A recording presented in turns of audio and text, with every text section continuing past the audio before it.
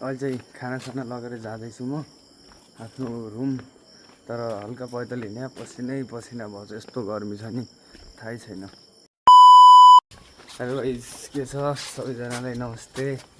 अहिले चाहिँ टक्क पसल बन्द गरेर मालिकको घर चाहिँ आफ्नो लागि टिप्पण छ, खाना लिन जान्छु। पहिला रुममा बनाउँथे, आजकल मालिककै घरदेखि हामी जाँदैछौँ। यो पछाडिको रातो टी सर्ट लगाएको चाहिँ मालिकको फुपूको छोरा, यो अगाडि जाँदैछन् तिनी चाहिँ मालिकको दाइ हुनै, आफ्नै सबभन्दा ठुलो दाइ। तिनजना जाँदैछौँ। मालिक चाहिँ अहिले पसलमै छ।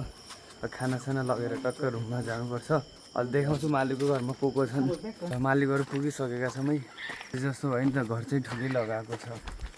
मालिकको फुपूको छोरा आजै आएको छ नै दिल्लीदेखि।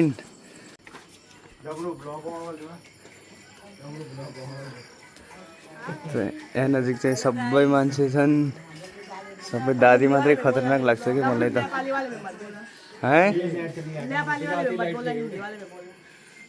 मालिकको घर चाहिँ जस्तो नि ठुलै छ है। बाहिर नजिक सबै बसेका छन्। यता चाहिँ मेरो मालिकको बुढी, मेरो चाहिँ भाउजू, उता ठुलो दाइकी छोरी, उता चाहिँ मम्मी, उता चाहिँ दादी। मान्छे चाहिँ धेरै छैन है घर फ्यामिली मालिकको। अहिले चाहिँ खानासाना लगेर जाँदैछु म आफ्नो रुम। तर हल्का पैदल हिँड्या पसिनै पसिना भएछ, यस्तो गर्मी छ नि थाहै छैन।